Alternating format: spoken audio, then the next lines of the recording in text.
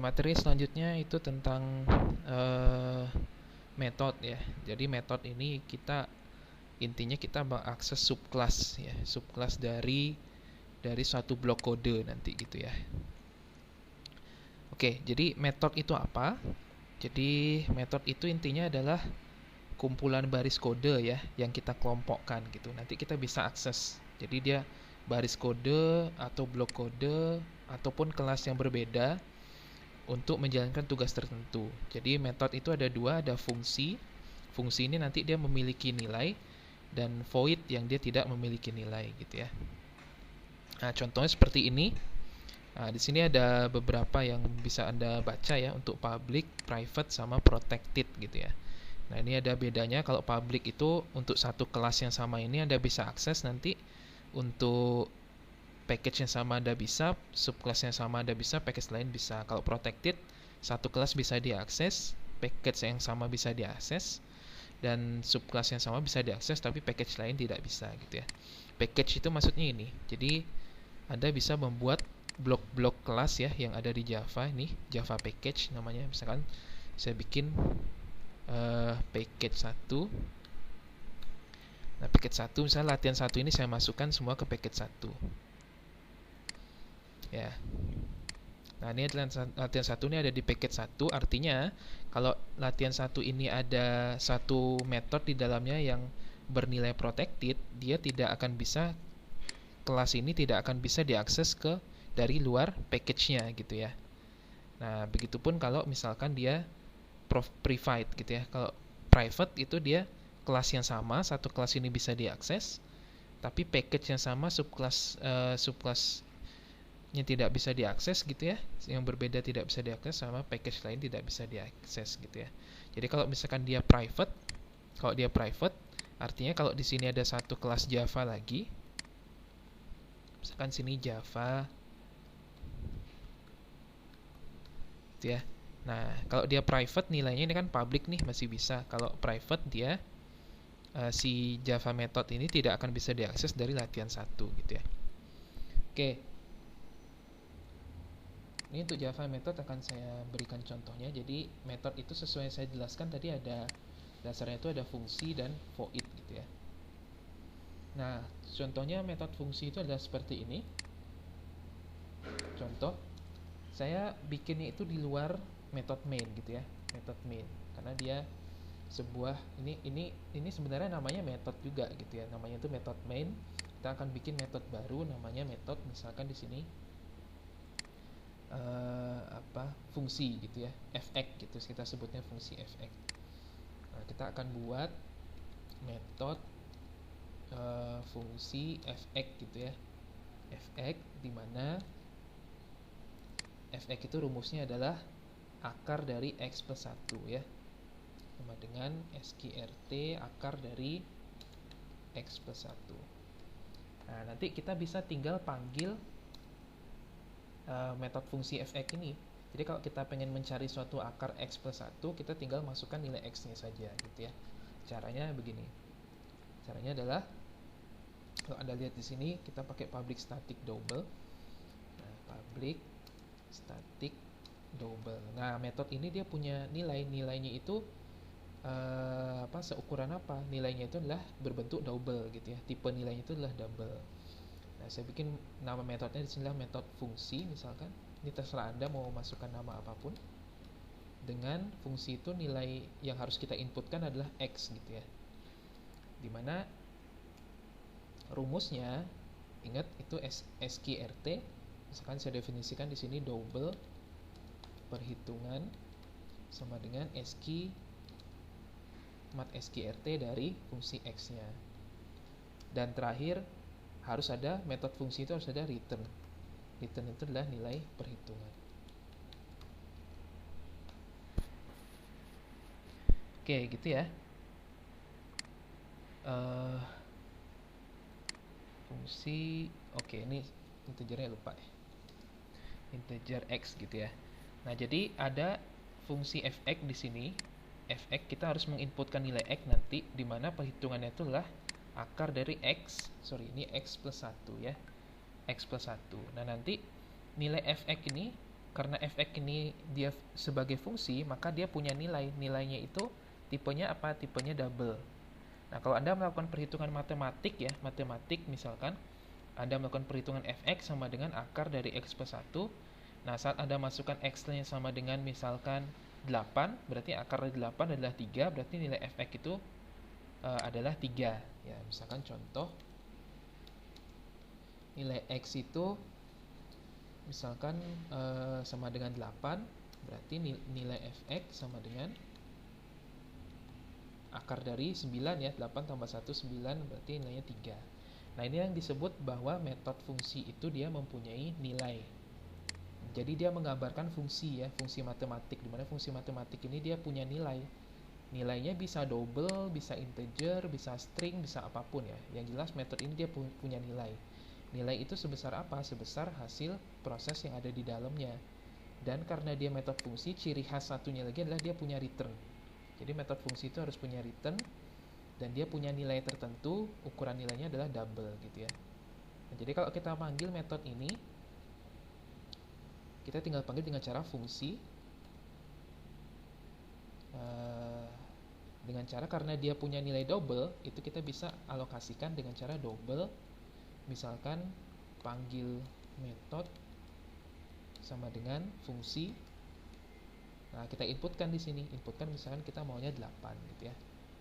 Baru kita system out kan, baru panggil metode gitu ya. Nah, gitu cara manggil metodenya. Nah, metode ini gunanya buat apa? Buat mempermudah kita melakukan perhitungan atau apapun lah, proses apapun tanpa perlu membuatnya secara berulang. Nah, kalau tanpa metode Anda harus membuat ini secara berulang, tapi kalau dengan metode Anda cukup bikin satu blok kode saja. Nah, nanti di proses utamanya Anda tinggal panggil. Contoh proses-proses yang rumit itu misalkan kalau Anda ingin melakukan perhitungan misalkan simplex gitu ya. Jadi kalau ingin melakukan perhitungan simplex pada reset operasi, maka Anda tinggal bikin satu metode perhitungan simplex. Nanti saat Anda ingin menggunakannya, Anda tinggal panggil gitu ya. Anda tinggal panggil. Nah, sebenarnya kalau Anda lihat fungsi mat. Nah, ini isinya sebenarnya adalah metode semua nih. Nah, kalau Anda lihat di sini ada misalkan ABS di sini, ABS sebelah kanan ini double, artinya ini dia adalah metode fungsi. Nah, Anda bisa lihat ini public static double ABS double A. Nah, jadi sebenarnya ini adalah metode fungsi yang isinya adalah proses untuk menjadikan nilai ini absolut gitu ya. Atau yang paling gampangnya misalkan saya gunakannya misalkan POW lah ya, POW untuk kuadrat gitu, misalkan POW ini. Nah, POW ini dia adalah metode fungsi. Taunya metode fungsi itu dari mana? Di sini. Berarti metode itu punya nilai double. Nah, karena metode ini punya nilai double, Anda bisa alokasikan ke variabel yang bertipe double juga gitu ya. Nah, makanya kalau misalkan Anda pakai mat sqrt double misalkan contoh di sini ya, Anda gitu bisa gunakan mat.pow gitu ya. Karena ini bernilai double, kita bisa alokasikan ke ke variabel yang bernilai double juga gitu ya. Jadi sebenarnya ini semua itu adalah metode yang isinya semua proses mengkuadratkan. Kalau POW artinya semua proses mengkuadratkan bilangan, sehingga Anda tidak perlu lagi melakukan ini ya, melakukan membuat perhitungannya itu secara manual. Jadi sudah disediakan oleh metode gitu ya. Jadi cukup kita bikin prosesnya sekali, terus setelah itu kita tinggal panggil gitu ya. Jadi sebenarnya di bawah mat itu ini semua adalah metode nih. Ini semua adalah metode. Nah, ini kalau ada nilainya sebelah kanan itu artinya dia adalah metode fungsi. Nah, karena dia metode fungsi, terus di sini juga ada double A, artinya kita harus menginput suatu nilai yang bernilai double. Nah, kalau misalkan dia dua seperti ini, artinya kita harus menginput dua nilai yang bertipe long, satu koma dipisahkan dengan koma x gitu ya. Sama kayak POW, Anda lihat sini POW.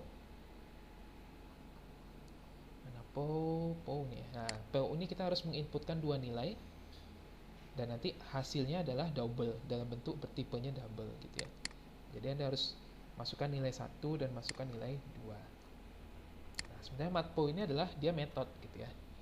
Nah, sebenarnya kalau kita bikin manual metode matpo itu juga bisa. Caranya misalnya saya bikin di sini fungsi kuadrat, di mana saya akan membutuhkan nilai x. Misalkan saya akan minta saat dipanggil dia inputnya harus tipe double x dan double y.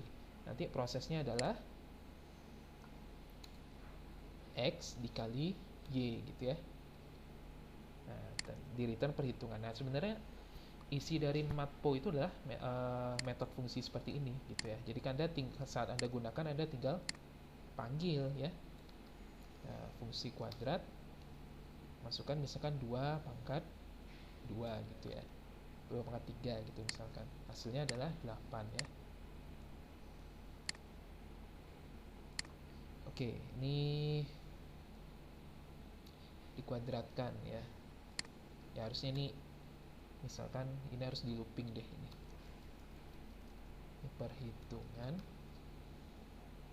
Perhitungan sama dengan misalkan perhitungan titik koma. Nah, karena dia kuadrat ini isinya adalah for ini. Ini saya lihat kan kompleksitasnya ya. Nah, ini y. Jadi metode kuadrat itu isinya seperti ini.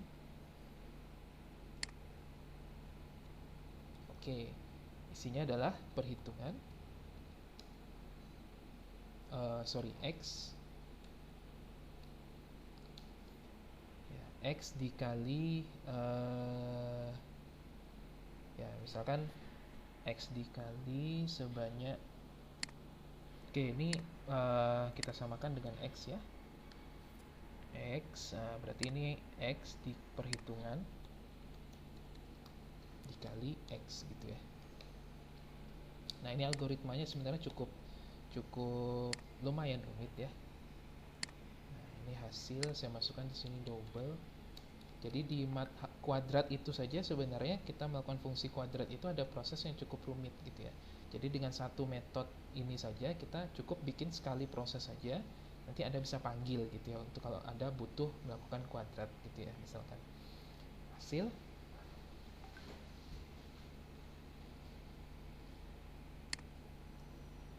perhitungan ya, perhitungan sama dengan perhitungan kali x gitu ya, return perhitungan. Nah, baru kita panggil 2 pangkat 3, kita cek hasilnya. Oke, 16, berarti ini kelebihan 1 ya. Nah, ini 1, harusnya 1. Oke, 8. Nah, jadi untuk mengkuadratkan aja ada algoritma yang harus kita bikin di sini ya. Nah, bayangkan kalau Anda misalkan setiap Anda ingin melakukan proses kuadrat, Anda harus bikin algoritma seperti ini kan ribet gitu ya. Jadi cukup bikin satu kali aja dan nanti Anda bisa panggil dengan cara fungsi kuadrat 2,3 gitu. Jadi cukup sekali aja. Jadi sebenarnya di matpo itu ada dia adalah metode fungsi yang isinya adalah proses seperti ini. Nah, itu metode. Terus yang satu lagi adalah contoh metode void. Metode void inilah metode yang dia tidak punya nilai ya. Jadi metode void itu dia tidak punya nilai. Kalau tadi metode fungsi dia punya nilai, maka metode void itu tidak punya nilai. Jadi metode void saat dipanggil dia akan menjalankan semua proses yang ada di dalamnya. Contoh public static void ya. Tandanya ini void ini artinya dia metode void. Metode 1 misalkan. Nah, ini misalkan dia bisa misalkan shout. Nah, jadi misalkan contohnya di sini nama saya gitu ya. Nama saya. Oke, ini string misalkan string nama saya adalah misalkan plus nama gitu ya. Nah, untuk memanggil metode void karena dia tidak punya nilai, dia akan merunning semua proses yang ada di dalam ini gitu ya, tanpa dia punya nilai. Nah, misalkan shout, misalkan ini adalah nama saya. Jadi metode void itu dia tidak punya nilai. Jadi saat dipanggil dia cukup gini aja. metode 1 namanya misalkan M D gitu ya. Atau kita langsung aja deh kita sistem out println kan.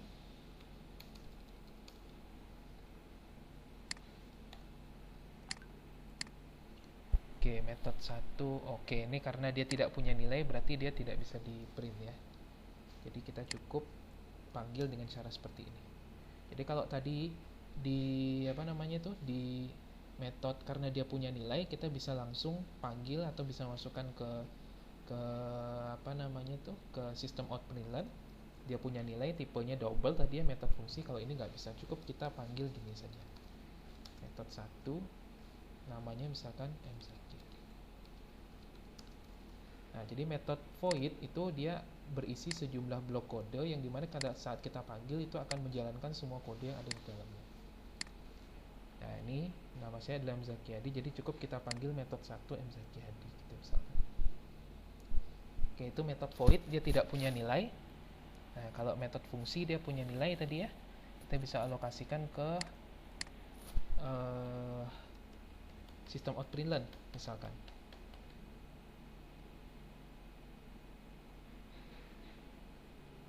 Oke.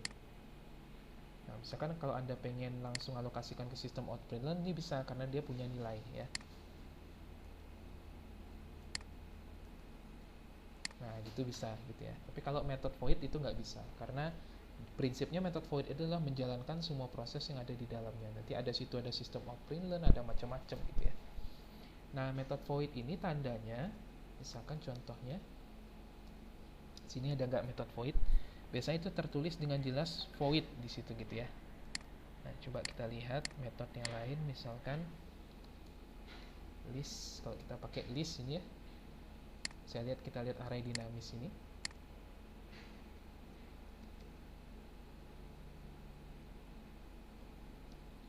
Oh, nggak ada ya. Berarti kita coba pakai list, misalkan string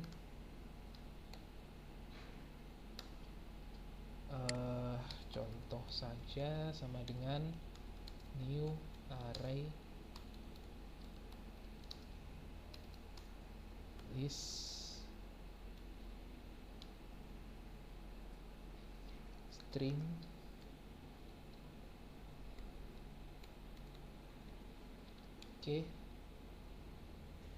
sorry.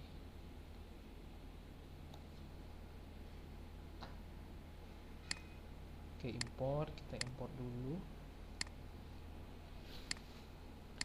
Ini apa salah? Oh, ini ya. Nah, kalau di sini kita lihat sebenarnya list ini sama array list ini dia juga sebagai suatu metode ya. Nah, ini misalkan contohnya di sini contoh saja. Nah, ini ada beberapa method void nih. Jadi sebenarnya di bawah ini kita sebutnya ini sebagai library. Library itu adalah kumpulan dari kelas-kelas Java dan metode-metode yang bisa Anda gunakan ya untuk menghitung atau melakukan proses apapun. Nah, jadi ada sekian banyak metode di sini di bawah list sama array list itu. Nah, salah satunya ada void di sini. Nah, void ini itu akan menghasilkan semua proses yang ada di dalamnya gitu ya, tapi dia tidak punya nilai. Nah, salah satu contohnya untuk menambahkan nilai gitu ya. Untuk menambahkan nilai itu kita gunakan metode void karena memang dia tidak punya nilai ya. Maksudnya metode itu tidak punya nilai. Jadi kita memberikan instruksi yang sifatnya tidak menghasilkan nilai tertentu. Beda sama fungsi matematik. Kalau fungsi matematik dia punya nilai tertentu gitu ya. Itu metode yang kalau dalam satu kelas Java. Berbeda lagi kalau dia beda kelas ya. Nih, Anda bisa gunakan nanti jadi dari kelas 1 Anda bisa akses ke kelas lainnya gitu ya. Contoh di sini Anda bikin ada kelas main, ada kelas non main di sini ya. Contoh di sini saya bikin kelas 1 sama kelas 2. Ini kita bersihkan dulu, sepertinya masih ada yang error. Udah nggak ada ya. Misalkan ini saya ada kelas 1 finish. Sini ada kelas 2. kelas 2. Oke, misalkan di kelas 1 ini adalah kelas main ya. Kelas main ini yang punya metode main. Metode main itu dia ditandakan dengan ada PSVM-nya. Tapi kalau ini dia bukan sebagai main, jadi kita isikan blok-blok kode metode saja yang nanti kita akan gunakan untuk proses di kelas main gitu ya. Contohnya di sini misalkan public static void misalkan proses 1 gitu ya. Proses 1 saya tampilkan misalkan shout nama saya M Zaki tadi. Nah, kalau gini kita tidak perlu menginputkan nilai ya. Anda lihat sini. Kalau cara mengaksesnya adalah kita panggil dulu kelasnya. Kelas 2. Nah, masukkan nama baru, terserah akses gitu, misalkan Anda pengen akses. Ini terserah namanya ya, kelas sama dengan new kelas 2 ya. Titik koma. Nah, kalau Anda pengen ini kelasnya hurufnya K-nya kecil ya, sorry. Nah, kalau Anda pengen mengakses metode di dalamnya, itu cukup dengan akses dot.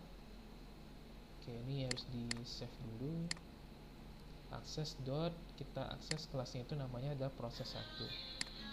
Akses dot proses 1 ya.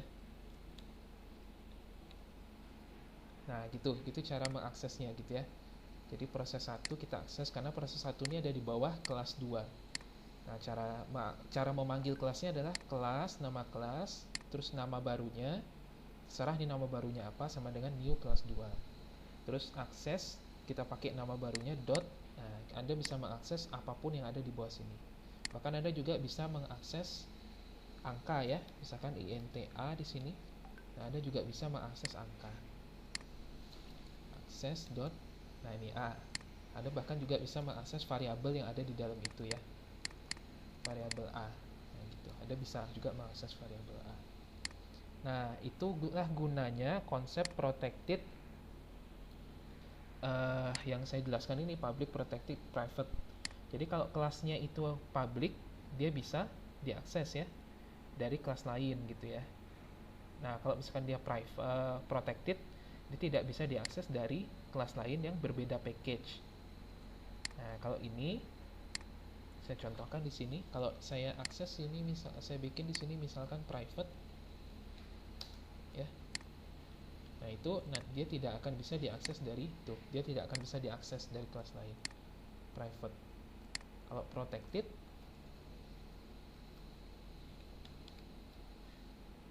nah, dia masih bisa diakses, cuman kalau kelas yang mengaksesnya itu berbeda package, ini package yang lain, misalkan saya bikin package 2, itu tidak bisa ya. Misalkan package